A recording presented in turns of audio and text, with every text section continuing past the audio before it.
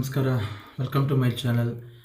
So ಎಲ್ಲರಿಗೂ ಗೊತ್ತಿರೋ ಹಾಗೆ ನಾಳೆ ಕನ್ನಡ ಚಕ್ರವರ್ತಿ ಡಾಕ್ಟರ್ ಶಿವರಾಜ್ ಕುಮಾರ್ ಮತ್ತು ಇಂಡಿಯನ್ ಮೈಕಲ್ ಜಾಕ್ಸನ್ ಪ್ರಭುದೇವ ಅಭಿನಯದ ಕರಟಕ ದಮನಕ ಮೂವಿ ನಾಳೆ ರಾಜ್ಯಾದ್ಯಂತ ಬಿಡುಗಡೆ ಆಗ್ತಿದೆ.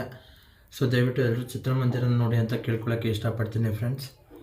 ಸೊ ಮೇನ್ ಥಿಯೇಟ್ರ್ ಬಂದು ತ್ರಿವೇಣಿ ರಿಲೀಸ್ ಆಗ್ತಿದೆ.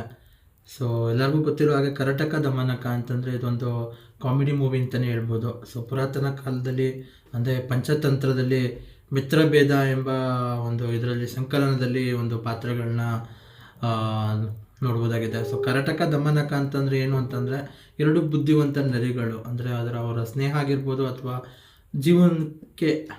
ಜೀವನದಲ್ಲಿ